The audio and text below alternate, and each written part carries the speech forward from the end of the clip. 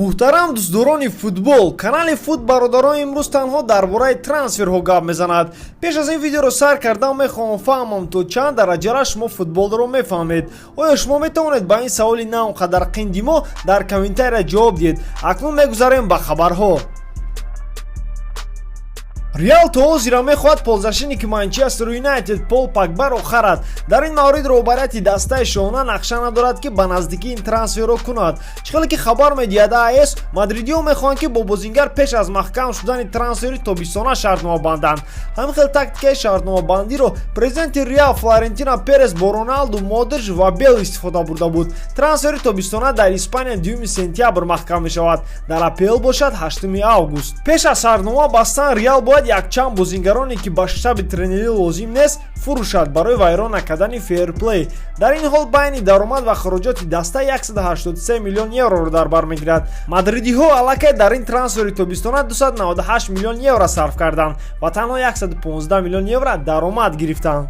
Дӯстон, мехоҳам ба шумо хотиррасон кунам ки ин видео бо ёрии AdinXBet сохта шудааст. Коэффициентҳои баланд, бонусҳои гуногунро шумо танҳо аз ин ҷо меёбед. Махсусан барои подписчикони канали Фут бародарон, AdinXBet бо промокоди TouchFoot барои одамони нав то 6000 рубл бонус пешниҳод мекунад дар якум депозити кардагиатон. Дар ссилкаи комментария будагӣ даромада бо AdinXBet ғолиб бароед.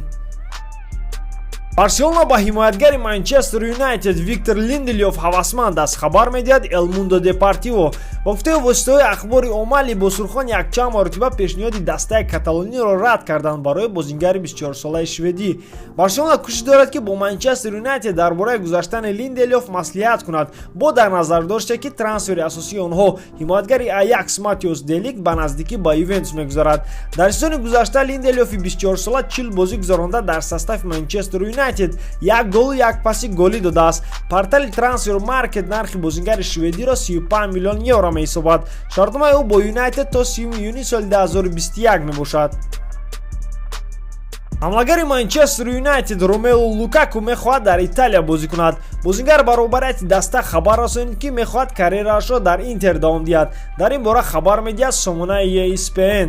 Пеш маълум шуда буд ки Интер барои бозингар ба Юнайтед шартнома пешниҳод карда буд. Интер тайёраи бозингари 26-соларо ба аренда гирад ки дар оянда пурра харад. Дастаи италиёвӣ пешниҳод кард ки мехоҳад ба зудӣ 10 миллион евроро пардохт кунад ва 30 миллиони дигар соли 2020 ва 30 миллиони дигарро соли 2021 диҳад.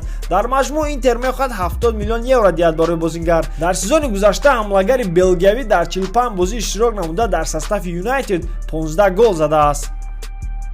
Хавбеки Реал дар состави ҷавонони Испания ин тобистон қаҳрамони Аврупо шуд ва дар состави рамзии ин турнир даромад. Аммо тренери мадридиҳо Зинедин Зидан ҳамин тавра онро дар состави худ намебинад.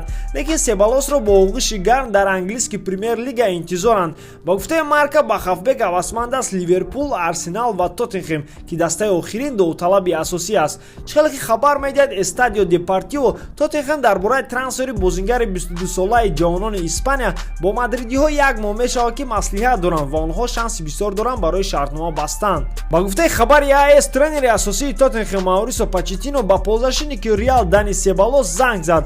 Ҳар ду тараф дар бораи ҳамкорӣ маслиҳат карданд. Мутахассиси аргентинӣ ба бозингар ваъда дод ки агар ӯ ба Тоттенхем гузарад, то нақши асосиро боз мекунад дар даста.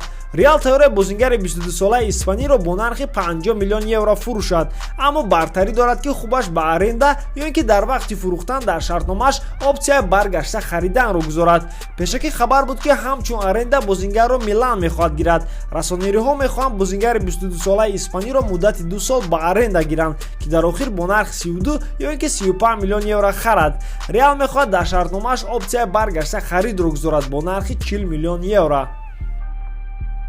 ҳамлагари тими Бразилия бо ПСЖ то тобистони соли 2022 шартнома дорад, аммо пресса ӯро ҳаррӯз ба Барселона рой дорад. Худ Неймар дар портали бразилии UOL интервю дод ки мехоҳад ба Барселона гузарад. бале, ин рост аст ки ман мехоҳам ПСЖ-ро тарк кунам. Ман дар ин бора аллакай ба роҳбарият хабар расондам. Барои чӣ ман ба лагери машқкунӣ наомадам? Барои он ки ман дар Рио чорабинии худро доштам ва ман мехостам дар он ҷо иштирок кунам. ПСЖ ба ман иҷозат дод ки гуфтугузорро як хеле гузаронам ки ба онҳо фоиданок бошад. Агар трансфери ман ба Барселона нашавад, то ман ба сари баланд боз дар ПСЖ бозӣ мекунам, гуфт Неймар. дӯстон, инҳо буданд хабарҳои муҳими имрӯза. боварӣ дорам ки видеои мо ба шумо махкул мешавад.